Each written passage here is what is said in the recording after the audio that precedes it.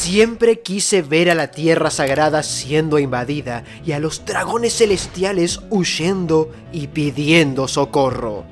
Tuvimos un pequeñísimo adelanto de esto durante la historia de Fisher Tiger, pero no sirvió realmente para exponer el miedo en el rostro de los nobles. Y aunque esto yo imaginaba que ocurriría de la mano de los sombreros de paja, con un posible Luffy entrando a los portazos como en Enies Lobby, debo admitir que ver semejante invasión en el medio del desarrollo del Reverie y gracias a los capitanes revolucionarios fue sin dudas sublime y un gran acierto por parte de Oda.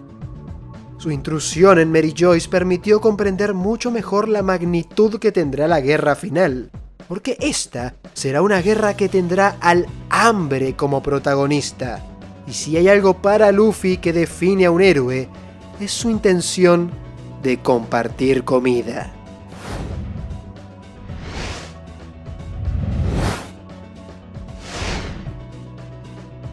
No podemos ignorar el hecho de que el hambre y la esclavitud han tomado un rol sumamente importante desde que llegamos al Nuevo Mundo. Desde Dressrosa en adelante, todo giró en torno al sufrimiento ocasionado por estas dos condiciones, ya sea con los juguetes de Sugar, con la historia de Sanji o con la pobreza que azotó Wano. Y por supuesto, la saga final no iba a ser la excepción. Los dragones celestiales son los que más han provocado hambre en el mundo, y la garra de dragón marcada en la piel de sus esclavos es quizás la peor de las cicatrices. Y en una larga lista con el sello de karma plasmado en todos lados, ver a un dragón celestial sufriendo una paliza es lo menos que podríamos desear ver. Han sido 800 largos años en los que los descendientes de las 19 familias fundadoras causaron sufrimiento a lo largo de todo el mundo. Es por eso que aprender esta semana sobre la jugada maestra por parte del ejército revolucionario fue crucial para entender lo que se viene a futuro. Los nobles no perdieron oportunidad para mostrar su naturaleza, pidiendo la cabeza de todos los guardias que estaban haciendo lo posible por protegerlos. Y es que los revolucionarios no solo hicieron bosta aquel emblema, sino que además ocasionaron una nueva fuga de esclavos, causando destrozos en el territorio. Pero lo más importante fue que destruyeron las reservas de alimentos. Porque si íbamos a verlos sufrir, el motivo principal tenía que ser el hambre.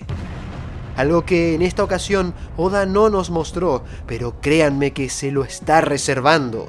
Porque cuando veamos a los dragones celestiales debilitados y suplicando por comida, sabremos que las cosas se pusieron serias. Y a medida que el gobierno se apresura por movilizar nuevos cargamentos, el ejército revolucionario intenta adelantarse para que esto no suceda. Y todo este asunto del hambre a mí me preocupa. Y para explicarlo debo hacer hincapié en varios sucesos a tener en cuenta.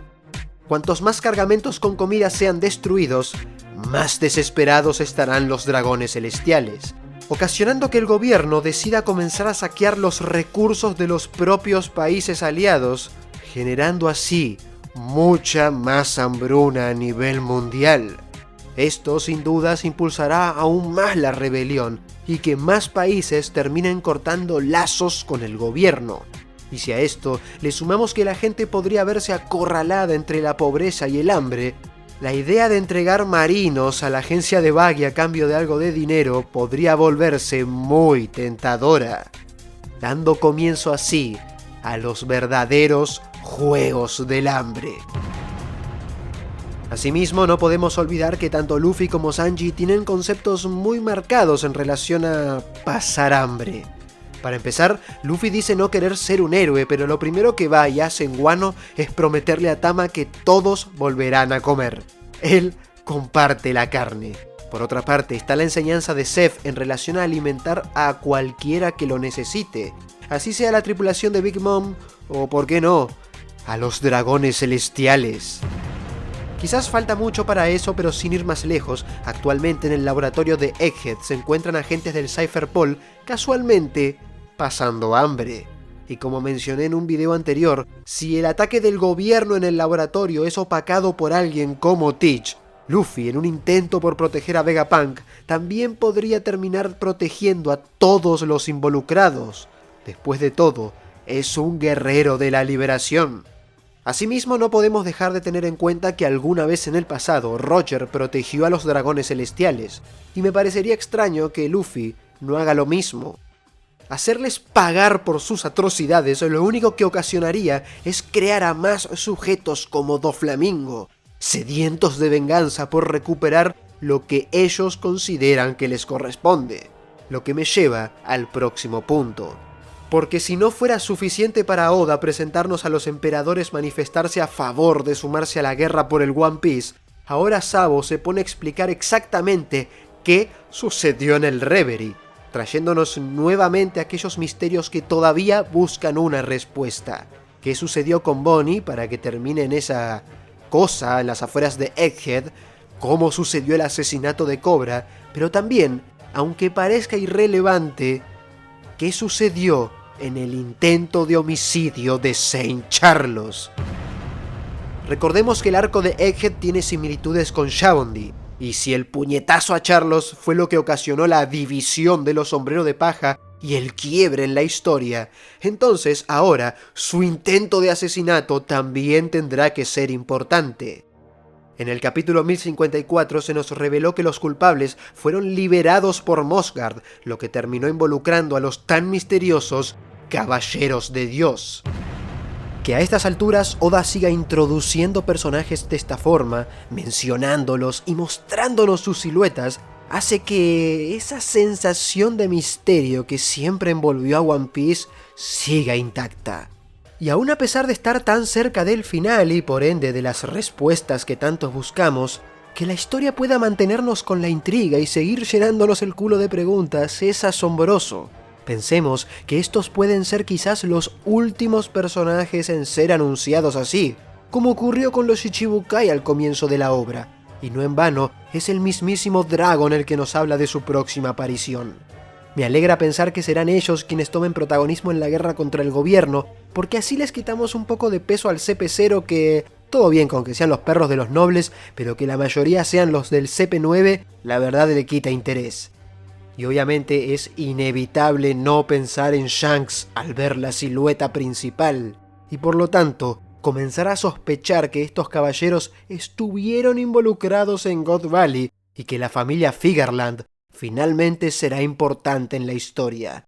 Y ojalá que a futuro conozcamos los nombres de todas las familias que fundaron el gobierno. Según Sabo, Charlos seguía insistiendo en capturar a Shirahoshi, por lo que los culpables tienen que ser los miembros de la flota de Luffy que acudieron al Reverie. Esto lo mencioné como posibilidad cuando salió el capítulo 1054, ya que todos ellos se conocieron en la plaza del palacio y el propio Mosgard les dio permiso de atacar en caso de ser necesario, ya que él asumiría la culpa.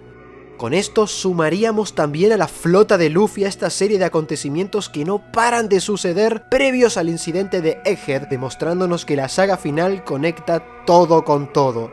Pero también pone aún más en relevancia a un personaje como Mosgard, siendo posiblemente el primer dragón celestial en unirse a Luffy. Por lo que les pregunto a ustedes, ¿qué podría llegar a ocurrir si este personaje, aliado a Luffy, también sufre el hambre ocasionada por el ejército revolucionario? Creo que esta será la pieza fundamental para que eventualmente los dragones celestiales comiencen a replantearse muchas cosas. Luffy declaró la guerra prendiendo fuego la bandera del gobierno mundial, y la rebelión hizo lo mismo, destruyendo el emblema que representa todo lo que está podrido en este mundo. Y aunque ambos eventos puedan parecer un reflejo el uno del otro, si los analizamos, pueden ser muy diferentes entre sí. Porque por un lado, el gobierno es quien oculta los misterios de este mundo, prohíbe cualquier tipo de investigación y castiga a quien se acerque a la verdad, mientras que los dragones celestiales simplemente se han visto beneficiados por todo eso que hace el gobierno sin conocer esa verdad. Viven en una nube de pedos, no entienden lo que sucede en el mundo y simplemente nacen en cuna de oro, se creen dioses porque es lo que les dicen.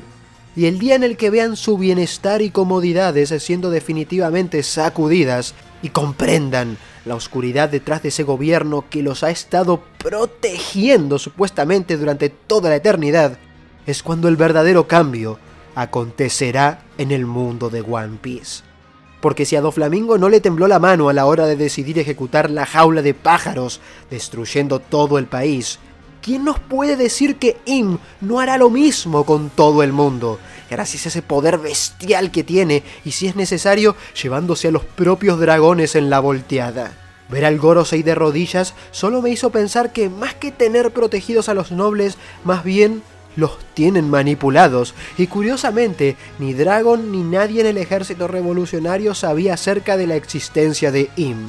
Desconocían la figura del rey del mundo, y descubrirlo puede cambiar la historia. La creencia popular que hay en Mary Joyce de que los Di son sus enemigos naturales no es más que algo impuesto con los que los dragones celestiales crecieron. Y algún día tiene que llegar el momento en el que vean a Luffy y debatan si realmente es un demonio o un dios.